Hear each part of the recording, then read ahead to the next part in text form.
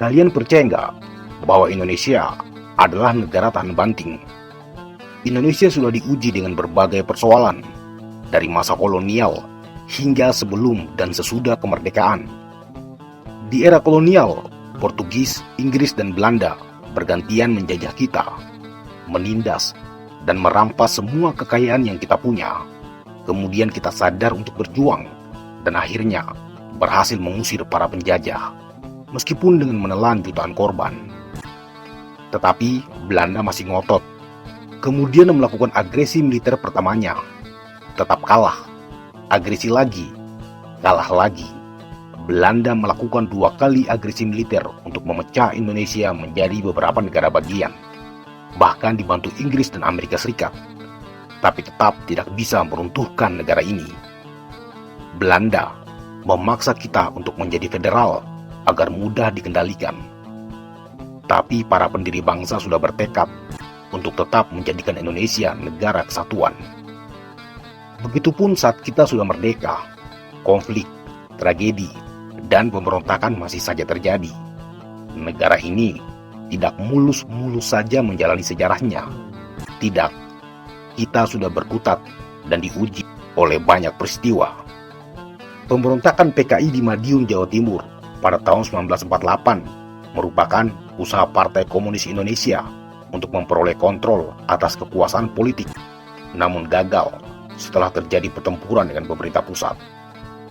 Peristiwa PRRI dan Permesta yang berlangsung antara tahun 1957 hingga 1961 di Sumatera Barat dan Sulawesi Utara merupakan pemberontakan yang melibatkan tokoh-tokoh militer dan politik lokal yang menentang pemerintah pusat. Gagal. Pemberontakan DITII pada tahun 1953 di Jawa Barat, Sulawesi Selatan, dan Aceh dilakukan oleh Darul Islam, sebuah gerakan berbasis agama yang menentang pemerintah republik dan bercita-cita mendirikan negara Islam. Gerakan itu gagal juga. Pemberontakan Republik Maluku Selatan atau RMS tahun 1950 di Maluku yang dibantu Belanda sebagai upaya memproklamasikan kemerdekaan negara Maluku Selatan yang tidak diakui oleh pemerintah pusat. Pemberontakan itu ditumpas habis. Pemberontakan Andi Aziz di Makassar tahun 1951 yang melibatkan tokoh-tokoh militer yang menentang pemerintah pusat. Gerakan itu juga gagal. Kemudian yang paling berdarah adalah peristiwa gerakan 30 September PKI tahun 1965 yang berakhir dengan pembunuhan massal terhadap anggota PKI dan simpatisannya yang menelan ribuan korban. PKI gagal dan berhasil ditumpas sampai ke akar-akarnya. Indonesia sudah digembleng habis-habisan oleh banyak pemberontakan. Belum lagi jika kita bicara gerakan perlawanan berbasis kedaerahan seperti gerakan Aceh Merdeka, peristiwa Santa Cruz di Timur Leste yang membuat Indonesia diboikot oleh negara-negara barat, dan perlawanan yang dilakukan organisasi Papua Merdeka. Semua itu tidak menggoyahkan fondasi negara ini. Dari semua peristiwa berdarah itu, apakah Indonesia bubar? Tidak, kita tidak bubar. Kita tetap menjadi satu negara. Coba lihat bagaimana kejamnya kerusuhan Mei tahun 1998 yang berujung pada konflik rasial yang mengorbankan orang-orang keturunan Cina hingga berakhir dengan jatuhnya Orde Baru. Peristiwa berdarah itu adalah cerita yang akan terus dikenang dalam sejarah negara ini. Kemudian pasca reformasi, Indonesia juga masih diuji dengan konflik-konflik primordial seperti konflik agama yang terjadi di Poso dan Ambon, Maluku sekitar tahun 1999 sampai 2002. Begitu juga konflik berbasis suku seperti peristiwa Sampit dan Sambas di Kalimantan. Dari semua peristiwa itu, Indonesia tidak bubar, justru semakin kuat, semakin tangguh. Pemilu 2019 adalah salah satu tantangan terbesar dalam perjalanan sejarah kita, ketika seorang politisi mengatakan Indonesia terancam runtuh tahun 2030. Masyarakat terbagi dalam 2 pilihan, 2 kandidat calon presiden yang bertarung kembali setelah sebelumnya juga bertarung di 2014. Saat itu, isu-isu bertebaran berbasis chauvinisme, suku, agama, dan ras. Politik identitas dimainkan, black campaign dari isu PKI, asing-asing, anti-Islam, kriminalisasi ulama, hoaks berkeliaran di mana-mana. Suasananya panas dengan tensi yang tinggi. Tetapi pada akhirnya ketika pemilu selesai, para elit kembali berjabat tangan. Koalisi pun dibangun, menyisakan masyarakat yang masih terheran-heran. Pelajaran yang diambil dari itu adalah ternyata pemilihan presiden tahun 2019 tidak sepanas yang kita kira. Pilpres bukanlah pertaruhan hidup mati. Indonesia terlalu besar untuk dipecah oleh pilihan politik yang berbeda-beda. Pun, jika kita melihat sejarah, semua peristiwa politik di Indonesia tidak ada yang sepanas dan sekeras saat pemilu tahun 50-an yang benar-benar pertarungannya adalah pertarungan ideologi. Masyumi yang Islam, PNI yang nasionalis, atau PKI yang komunis. Bahkan saat itu, hampir semua partai politik memiliki laskar-laskar yang dipersenjatai dan siap untuk saling menyerang. Belum lagi kondisi negara yang masih berusia 10 tahun, serta gangguan keamanan akibat banyaknya pemberontakan.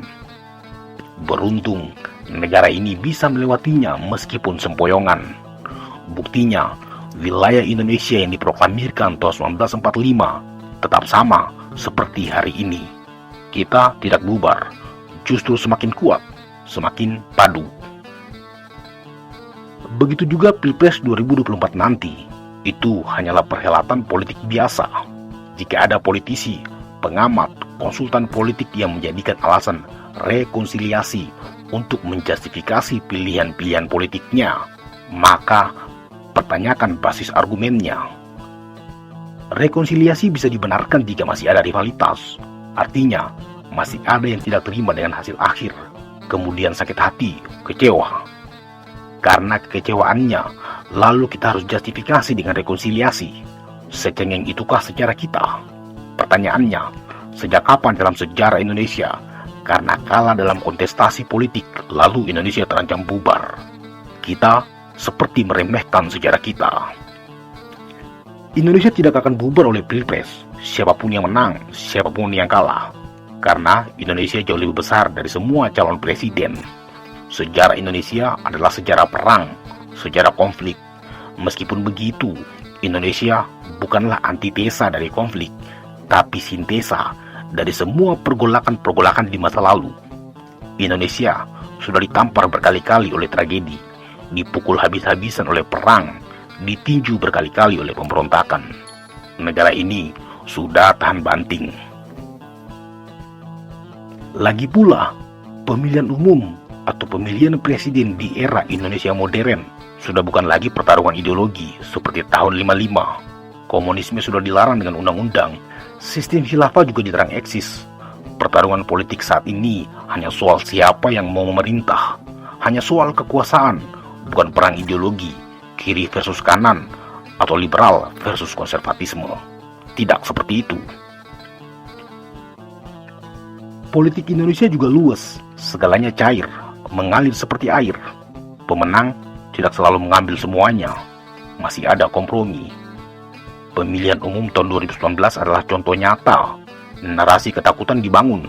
Salah satu calon bahkan dalam kampanye mempropagandakan Indonesia bisa bubar tahun 2030. Semuanya strategi untuk meraih dukungan.